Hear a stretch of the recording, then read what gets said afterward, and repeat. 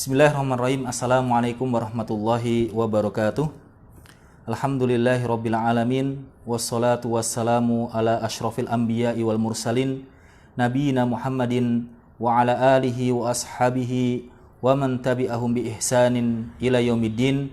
Qala Allah ta'ala fil Qur'anil Karim, ya ayyuhalladzina amanu taqullaha haqqa tuqatih wa la tamutunna illa wa antum muslimun. Allahumma alimna mimma yanfa'una wanfa'na bima 'allamtana wa zidna ilman. Amma ba'du, fa ya ayyuhal ikhwah wa akhwat rahimani wa rahimakumullah.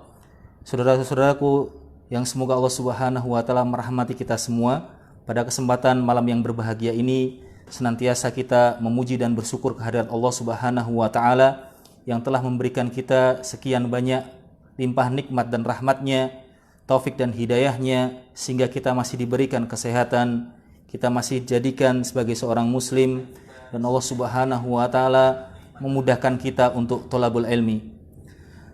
Salawat ringkan salam semoga senantiasa tercurahkan kepada manusia yang paling mulia, Nabi kita Muhammad sallallahu alaihi wasallam, manusia yang terbaik yang Allah utus di muka bumi ini, dan untuk istri-istri beliau, sahabat-sahabat beliau, dan orang-orang yang senantiasa beriltizam mengikuti jalan beliau hingga yaumil qiyamah. Pada kesempatan malam hari ini insyaallah kita akan membaca Kitabus Shiyam, yaitu fikih praktis dari masalah puasa yang kita ambil dari kitab Al-Fiqhu Al-Muyassar fi Dha'il Kitab wa Sunnah, yang ditulis oleh Nukhbatul Ulama, ya, sekelompok ulama pilihan mutakhassisina fil fiqh, yang mereka ulama-ulama yang memiliki kekhususan, ya, memiliki kekhususan ilmu dalam ilmu fikih.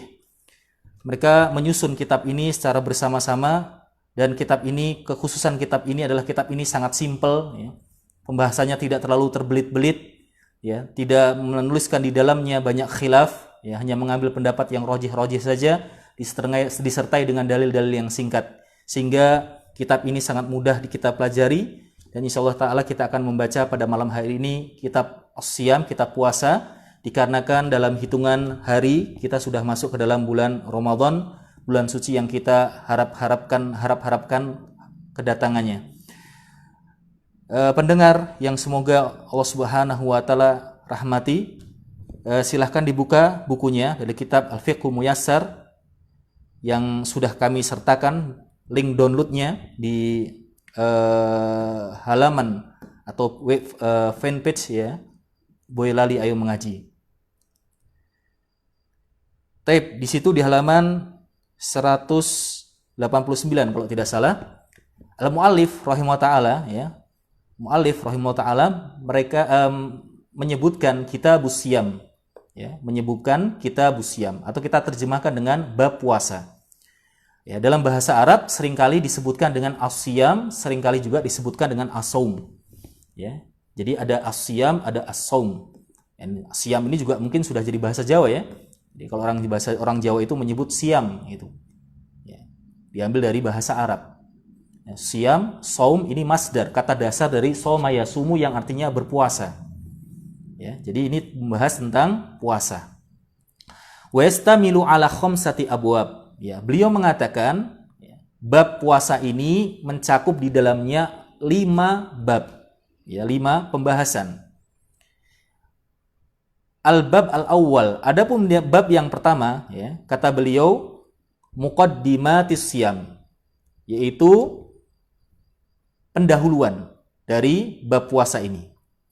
Wa fihi masail, disebutkan di dalamnya beberapa pasal. Ya, kurang lebih ada sab'u masail, ada 7 pasal. Al-mas'alatul ula, ya, permasalahan yang pertama atau pasal yang pertama, kata beliau ta'rifus shiyam, definisi daripada puasa. Wa bayanu arkanihi, dan penjelasan tentang rukun-rukunnya. Beliau katakan ta'rifuhu, definisi daripada puasa, as-shiyamu fil lughah, siyam secara etimologi, ya, secara bahasa, ya, bermakna al-imsaku anisy, yaitu menahan diri dari sesuatu. Jadi kalau kita menahan diri dari sesuatu, maka itu dinamakan dengan puasa. Ya. Hal ini sebagaimana yang isyaratkan oleh Allah Subhanahu wa taala ketika Allah Subhanahu wa taala mengisahkan tentang kisahnya Maryam alaihissalam. Ketika Maryam alaihissalam mengatakan inni nadartu lirahmani sauma falan ukallimal yauma insiya. Dalam surat Maryam ya, ayat yang ke-26 kalau tidak salah, Maryam alaihissalam mengatakan sesungguhnya aku bernadar untuk Allah Subhanahu wa taala Ar-Rahman sauman, untuk berpuasa. Jadi Maryam bernadar untuk berpuasa. Apa yang dimaksud puasa di sini? Kata Allah Subhanahu wa taala falan ukalliman yauma insiya. Mulai hari ini ya, atau hari ini aku tidak akan berbicara dengan siapapun. Nah, di sini Maryam mengatakan puasa tapi artinya tidak berbicara. Oleh maka itu, ya, kata para ulama, as-sakit, orang yang diam itu adalah shaimun, adalah orang yang berpuasa. Liimsakihi anil kalami. Ya, karena orang yang diam itu ya, dia berpuasa dari berbicara. Jadi menahan diri dari apapun itu dinamakan berpuasa dari segi bahasa. Tapi sekarang kita akan bahas dari segi syar'inya, istilah syar'inya, definisi syar'inya. Kata al-muallif rahimahullah taala, beliau mengatakan ya, puasa itu secara syariat artinya adalah al-imsaku anil akli, yaitu menahan diri dari makan, wasyarobi, dan dari minum, wasairil mufattirat atau muftirat, dan dari segala hal yang membatalkan puasa. Ma'an niyah, disertai dengan niat, min tulu'il fajri as-shadiq, dimulai dari terbitnya fajar shadiq. Ya, karena fajar itu ada dua macam ya. Sebagaimana yang kita ketahui bersama bahwasanya fajar itu terbagi menjadi dua macam. Yang pertama adalah al-fajru al-shadiq, yang kedua adalah al-fajru al-kadhib. Apa bedanya? Kalau al-fajru as-shadiq ya, atau kita definisikan dulu al-fajru al-kadhib ya, fajar yang mendustakan itu adalah ketika malam hari hendak masuk ke pagi hari, maka akan ada cahaya putih yang membentang di cakrawala atau di langit. Dan cahaya tersebut nanti lama-kelamaan akan hilang dan kembali gelap lagi. Makanya dinamakan ya fajar yang bohong, yang berdusta. Karena seolah-olah sudah pagi ternyata belum pagi. Nah, fajar kadzib ini tidak menandakan dia telah masuk subuh. Dan tidak menandakan bahwasanya orang yang berpuasa itu harus imsak. Lalu kapan masuk waktu subuh atau kapan seseorang yang berpuasa itu harus menghentikan aktivitas makan dan minum? Yaitu ketika muncul fajar shadiq, yaitu fajar yang membenarkan. Ya, yang membenarkan kita maksudnya. Shadiq itu artinya yang membenarkan. Yaitu ketika di cakrawala muncul cahaya agak kemerah-merahan. Ya, cahaya yang agak kemerah-merahan, maka dinamakan dengan subuh. Nah, subuh itu artinya putih kemerah-merahan. Taib, ila ghurubi syamsi, sampai dengan tenggelamnya matahari. Jadi waktu puasa itu hanya dari terbitnya fajar sampai dengan tenggelamnya matahari atau datangnya waktu maghrib. Kemudian kata beliau rahimahullah taala, arkanuhu, adapun rukun-rukunnya, min hilali ta'rifis siyami fi istilahi yattadihu anna lahu ruknaini asasaini huma. Dari definisi yang tadi sudah kita bacakan ya, definisi secara syariat, bahwasannya ya, puasa itu terdiri dari dua pondasi utama. Ya. Puasa tersebut terdiri dari ruknaini asasaini, terdiri dari dua pondasi yang sangat ya mendasar. Yang kalau pondasi ini ditinggalkan oleh orang yang berpuasa, maka puasanya batal. Apa dua pondasi tersebut? Beliau sebutkan di sini al-awwal al-imsaku anil muftirat atau mufatirat, yaitu menahan diri dari yang membatalkan puasa. Nah, disebutkan oleh para ulama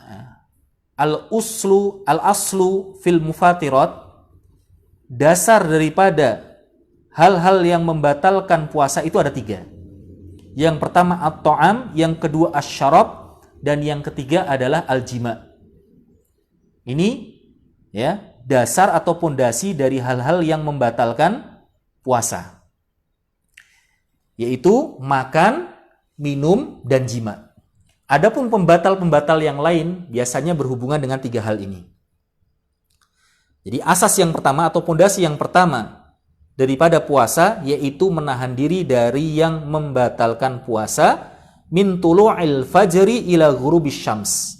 Dari mulai terbitnya ya, fajar yaitu masuknya waktu subuh sampai tenggelamnya matahari atau masuknya waktu sholat maghrib. Wa dalilu hadza rukni qauluhu ta'ala. Dan dalil daripada rukun yang pertama ini adalah firman Allah Ta'ala di dalam surat Al-Baqarah ayat 187.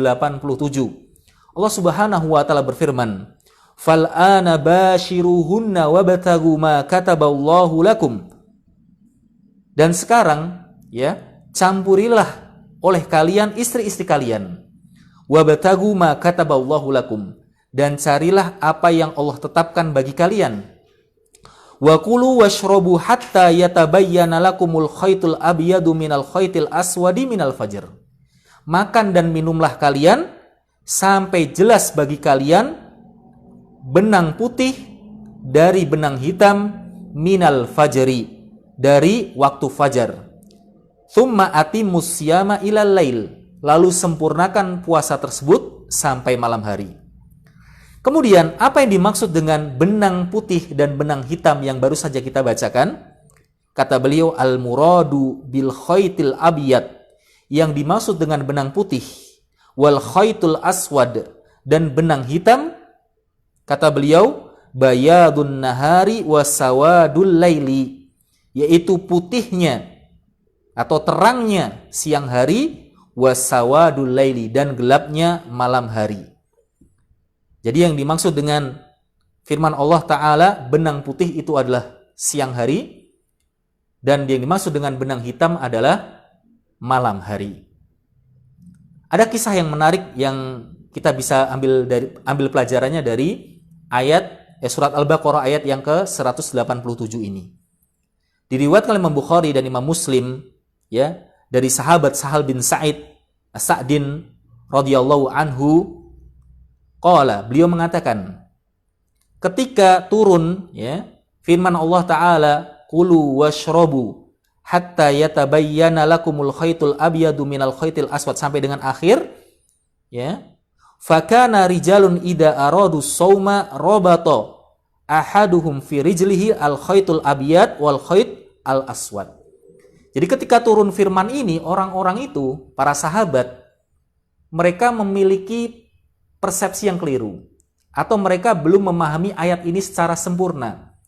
Maka ketika mereka sahur, untuk mengetahui bahwasanya waktu sahur itu telah habis, maka mereka mengikatkan benang hitam di kaki mereka, di antara dua kaki mereka.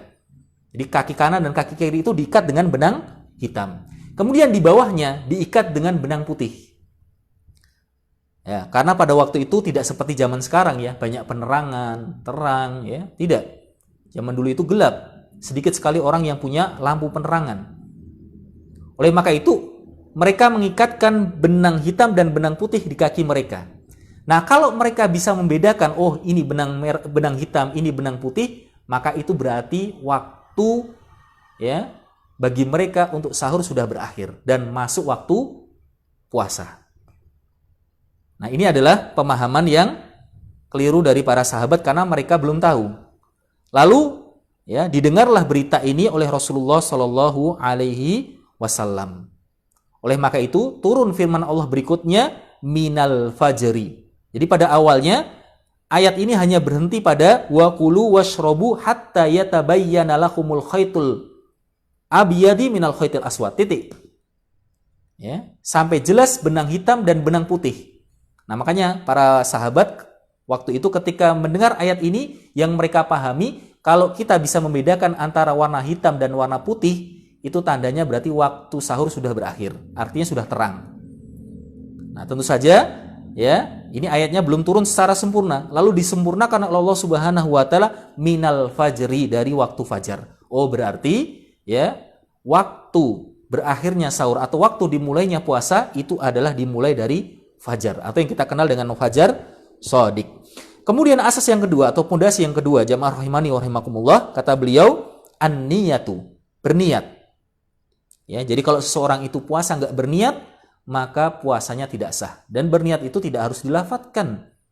Dan justru para ulama mengatakan melafadzkan niat itu malah justru tidak ada tuntunannya. Hanya sekedar ya seseorang di malam hari menyiapkan makan untuk digunakan ya ketika sahur, itu sudah dikatakan dia berniat. Ya, sudah dikatakan dia berniat. Atau seseorang yang menyetel jam alarmnya, ya, dia setel jam alarmnya, ya, dia bangun nanti ketika sahur, itu sudah dikatakan niat. Jadi niat itu tidak harus diucapkan atau mungkin diucapkan dalam hati, tidak perlu.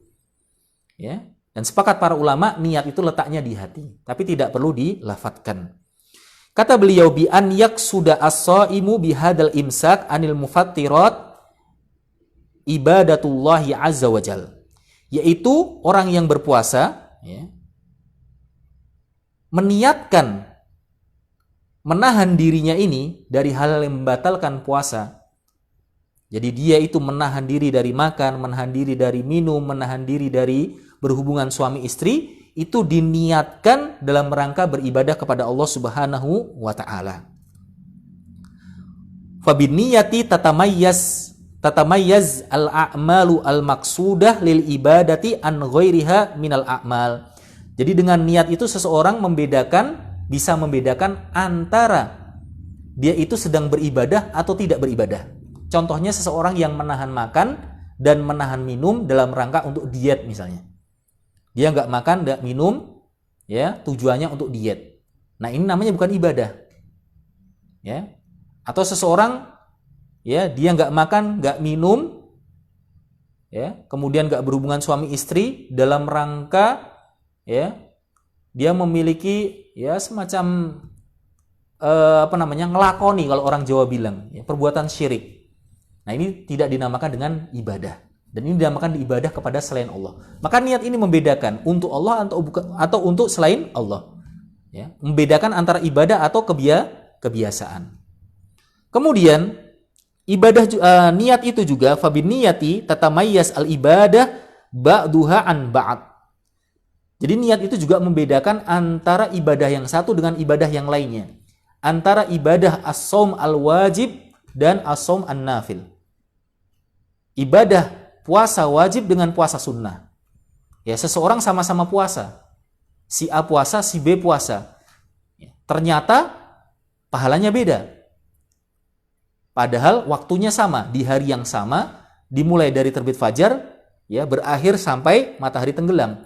Tapi keduanya ini memiliki pahala yang berbeda. Kenapa kira-kira? Ya bisa jadi niatnya berbeda. Kenapa? Karena si A ini ternyata sedang ya melakukan puasa nadar atau sedang mengqadha puasa Ramadan. Sedangkan si B sedang berpuasa ya, Senin Kemis misalnya, berpuasa sunnah. Tentu saja ibadah wajib itu pahalanya lebih besar daripada ibadah sunnah. Secara zahir ya kita melihat kedua orang ini sama-sama berpuasa di hari yang sama. Melakukan puasa dari jam sekian sampai jam sekian, waktunya sama, durasinya sama. Ya, tapi keduanya ini secara niat berbeda dan tentu saja hasil akhirnya pun berbeda. Oleh maka itu saya ulangi lagi bahwasanya niat itu membedakan antara satu amalan dengan amalan yang lainnya, ya, antara satu ibadah dengan ibadah yang lainnya, antara satu tujuan dengan tujuan yang lainnya. Fayaqsudu as-shaimu bihadas siyama imma siyama ramadhana au ghairahu min anwa'is siyam. Ya, sudah kita jelaskan tadi, ya, bahwasanya dengan puasa ini maka orang yang berpuasa itu ya membedakan dirinya antara puasa wajib dengan puasa selainnya. Wa dalilu hadza rukni qauluhu sallallahu alaihi wasallam. Dalil pada rukun yang kedua ini yaitu niat, dalilnya adalah salah satunya, banyak ya dalilnya.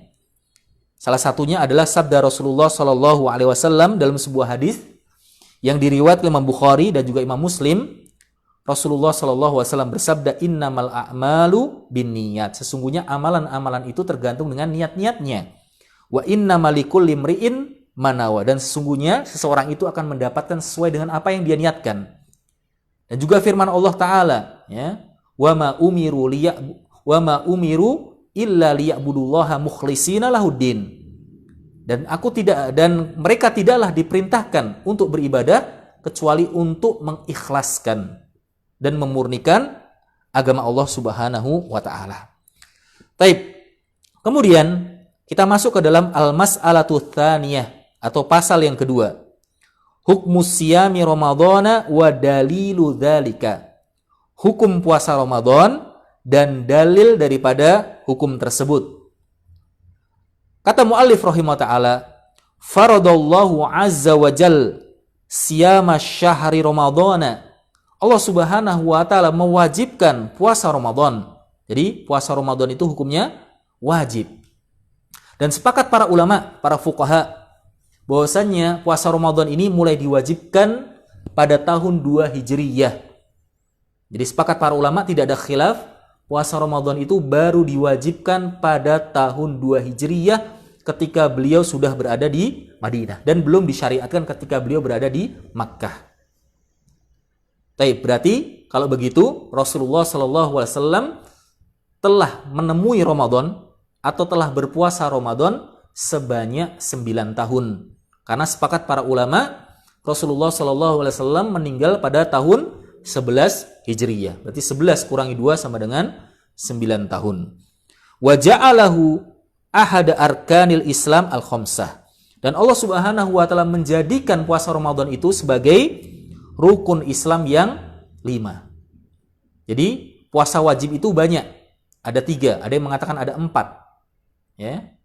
Tapi yang termasuk rukun Islam itu hanya puasa Ramadan saja. Dalil daripada wajibnya puasa Ramadan ada 3. Yang pertama dari Alkitab, dari Al-Quran. Yang kedua dari As-Sunnah, dari hadis-hadis Rasulullah SAW.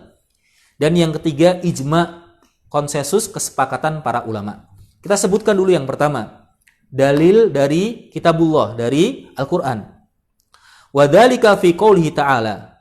Dan itu adalah didasarkan atas firman Allah Ta'ala di dalam surat Al-Baqarah ayat 183. Allah Subhanahu wa taala berfirman, "Ya ayyuhalladzina amanu kutiba alaikumusiyam kama kutiba alal ladzina min qablikum la'allakum tattaqun." Wahai orang-orang yang beriman, telah diwajibkan atas kalian puasa sebagaimana diwajibkan atas orang-orang sebelum kalian agar kalian menjadi orang-orang yang bertakwa. Ini adalah marhalah al-ula, tahapan pertama dari kewajiban puasa. Jadi disebutkan oleh para ulama, ya, di antaranya Imam Ibnu Qayyim rahimahullah taala, beliau menyebutkan bahwasanya puasa Ramadan ini tidak serta-merta diwajibkan secara mutlak kepada kaum muslimin. Setidaknya ada 3 tahapan. Tahapan yang pertama adalah turunnya firman Allah Ta'ala surat Al-Baqarah ayat 183 yang baru saja kita bacakan. Yaitu ketika Allah mewajibkan puasa Ramadan ini kepada kaum mukminin, kaum muslimin. Tetapi di sini wajibnya tidak mutlak, ada 2 pilihan. Jadi kaum muslimin, ya, mereka diperintahkan untuk berpuasa Ramadan dengan memilih 2 pilihan, 2 choice, 2 option. Pilihan yang pertama adalah berpuasa dan pilihan yang kedua adalah membayar fidyah. Ya, hal ini diisyaratkan oleh firman Allah Ta'ala dalam surat Al-Baqarah ayat yang selanjutnya, yaitu 184. Allah Subhanahu wa taala mengatakan, "Wa 'alal ladzina yutiqunahu fidyatun ta'amu miskin." Ya, bagi orang-orang yang mampu, maka mereka memberi fidyah, ta'amu miskin, memberi makan, ya, bagi orang miskin. Jadi orang yang mampu berpuasa dia. Dia bukan orang yang sakit, dia bukan lansia, ya, dia nggak ada udzur. Ya, dia mampu. Tapi dia enggan untuk berpuasa, maka dia memberi fidyah, memberi makan ta'amu miskin, memberi makan 1 orang miskin dari sejumlah hari yang dia tinggalkan. Ya. Kemudian kata Allah Subhanahu wa taala, wa antasumu khairul lakum in kuntum ta'lamun. Nah, kalau kamu mau berpuasa, maka itu lebih baik bagimu. Jadi ada 2 pilihan dan pilihan yang terbaik adalah berpuasa. Tapi seandainya dia tidak berpuasa, maka tidak dosa. Maka kemudian datang ayat berikutnya yang menghapuskan hukum ini, yaitu firman Allah Ta'ala dalam surat Al-Baqarah ayat 185. Allah Subhanahu wa taala mengatakan, "Syahrul Ramadan alladzi unzila fil Qur'an." Bulan Ramadan yang bulan diturunkan padanya Al-Qur'an. hudal linnasi wa bayyinati minal huda wal furqan. Ya, sebagaimana Al-Qur'an tersebut adalah petunjuk bagi manusia dan penjelas dari petunjuk tersebut, dan sebagai al-furqan, pembeda antara yang hak dan al-batil. Faman syahida minkumus syahra falyasum. Barang siapa yang menyaksikan bulan Ramadan, maka dia berpuasa. Di sini tidak ada lagi optionnya. Ya, di ayat 185 ini tidak ada lagi apa? Optionnya, tidak ada lagi pilihannya. Jadi kalau kita menyaksikan bulan Ramadan, kita hadir di bulan Ramadan, tidak ada udzur, maka wajib bagi kita berpuasa. Tidak boleh bayar fidyah. Ya, bagi yang mampu. Tapi ya, di tahap kedua ini ya, berbeda dengan tahap yang pertama ya. Tahap pertama ada pilihan. Di tahap kedua ini, walaupun sudah diwajibkan secara mutlak, akan tapi waktunya ya berbeda dengan puasa yang kita kenal saat ini. Apa letak perbedaannya? Ya, pada tahap kedua ini, apabila seseorang yang berpuasa tersebut datang padanya waktu maghrib atau tenggelamnya matahari, tanda dia boleh berbuka. Ya. Kemudian dia makan dan minum. Ya, makan dan minum. Kemudian di waktu Isya dia tertidur, maka dia tidak boleh lagi makan dan minum dan melakukan hal-hal yang membatalkan puasa sampai dengan waktu maghrib hari berikutnya. Ya, sampai dengan waktu maghrib berikutnya. Ada kisah yang unik ya, yang terkait dengan tahapan kedua ini. Ya, kisah ini tentang sahabat Qais bin Sirmah Al-Ansari radhiyallahu anhu. Ketika turun firman Allah Ta'ala surat Al-Baqarah ya, ayat 185 ini, bahwasannya puasa pada awalnya itu tidak hanya dari mulai terbit fajar sampai dengan tenggelam matahari. Tapi kalau tenggelam matahari waktu maghrib dia tertidur, maka dia tidak boleh lagi makan dan minum sampai dengan hari berikutnya. Dan ini dialami oleh Qais bin Sirmah Al-Ansari radhiyallahu anhu, yang ketika dia pulang ke rumah tidak mendapati apapun di rumahnya, tidak ada makanan, tidak ada minuman yang digunakan untuk berbuka. Maka ia berkata kepada istrinya, "Apakah engkau memiliki sesuatu?" "Tidak, tapi aku akan mencarikan bagimu." Maka dia mencarikan makanan bagi suaminya tersebut. Karena saking lelahnya, ya, sahabat Qais bin Sirmah ini tertidur. Ya, maka ketika pulang istrinya kaget. Ya, istrinya kaget. Wah, payah ini, celaka ini, kata istrinya. Ya. Kenapa? Karena kalau sudah tertidur maka dia tidak boleh makan dan minum lagi sampai dengan waktu maghrib hari berikutnya. Maka ketika di siang hari, sahabat Qais bin Sirmah ini akhirnya apa? Pingsan. Akhirnya tak sadarkan diri karena tidak kuat puasa. Oleh maka itu turunlah firman Allah berikutnya, yaitu surat Al-Baqarah ayat 187, yaitu yang sudah kita baca ya. Wa kulu washrabu hatta yatabayyana lakumul khaytul abyadu minal khaytil aswad minal fajar. Makan dan minumlah sampai jelas perbedaan antara benang putih dan benang hitam dari waktu fajar. Tsumma atimus siyama ilal lail. Lalu sempurnakanlah puasa tersebut sampai malam. Dan inilah puasa yang kita kenal saat ini, yaitu puasa yang hanya dari mulai terbit fajar sampai dengan tenggelam matahari. Itu saja. Ya. Seandainya setelah itu mau tidur, mau tidak tidur, mau makan, mau minum, mau berhubungan suami istri, maka ini diperbolehkan. Baik, jamaah rahimani wa rahimakumullah, kita lanjutkan. Adapun dalil dari hadis Rasulullah sallallahu alaihi wasallam, walima rawahu Abdullah bin Umar radhiyallahu anhuma. Hadis yang diriwayatkan Abdullah bin Umar radhiyallahu anhuma, semoga Allah meridai keduanya. Beliau pernah mengatakan, qala Rasulullah sallallahu alaihi wasallam, berkata Rasulullah sallallahu alaihi wasallam, bunyal Islamu ala khamsin, bahwasanya Islam itu dibangun di atas 5 perkara. Syahadati alla ilaha illallah, yaitu bersyahadat bahwasanya tiada Tuhan yang berhak disembah kecuali Allah. Wa anna Muhammadan Rasulullah, dan bahwasanya Nabi Muhammad itu adalah Rasul Allah. Wa iqamis shalah, dan mendirikan shalah. Wa ita'iz zakah, dan membayar zakat. Dan di sini disebutkan wa shaumi Ramadan.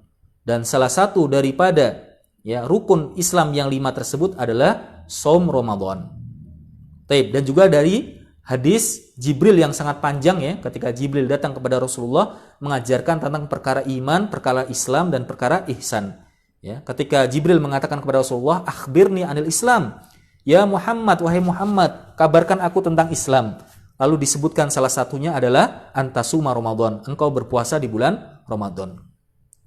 Kemudian ya, wali marwahu Talhah bin Abdullah anna a'rabiyan ja'a ila Nabi sallallahu alaihi wasallam tha'ir ra'si. Dan dalil lainnya dari sunnah Rasulullah sallallahu alaihi wasallam adalah hadis yang diriwayatkan oleh Talha bin Abdullah bin Ubaidillah radhiyallahu anhu, semoga Allah meridhoinya, bahwasanya pada suatu hari ada seorang Arab Badui yang datang kepada Rasulullah sallallahu alaihi wasallam yang rambutnya semuanya putih beruban.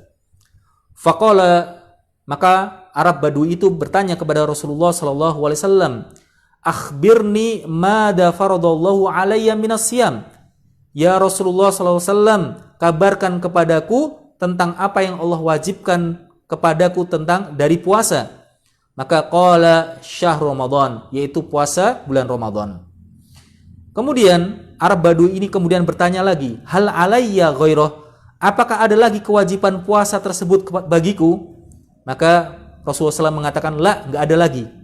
Ya, tidak ada lagi puasa yang wajib bagimu kecuali puasa Ramadan, illa an tatawwa'a syai'an, kecuali engkau melakukan puasa yang tatawwu, puasa yang sunnah. Ya, sampai dengan akhir hadis. Hadis ini diriwayatkan oleh Imam Bukhari dan juga Imam Muslim.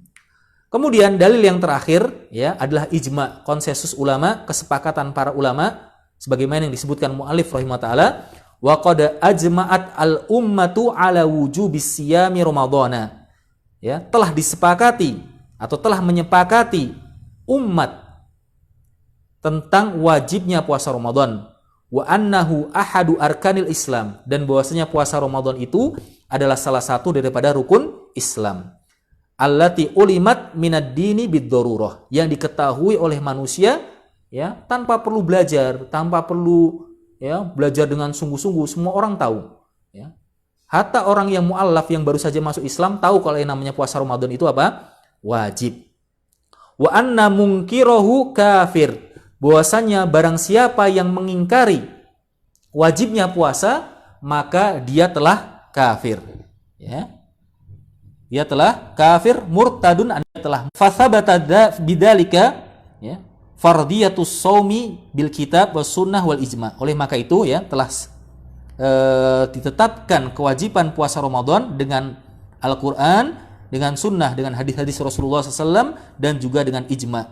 Wa ajma'al muslimuna ala kufrin man angkarahu, dan sepakat kaum muslimin bahwasanya barang siapa yang mengingkari kewajiban puasa Ramadan maka dia telah kafir. Jadi kalau kita mendapati ya di masyarakat kita ada orang yang dia tidak berpuasa ya, ini harus dibedakan dulu antara yang tidak berpuasa karena malas atau meninggalkan puasa karena mengingkari kewajiban.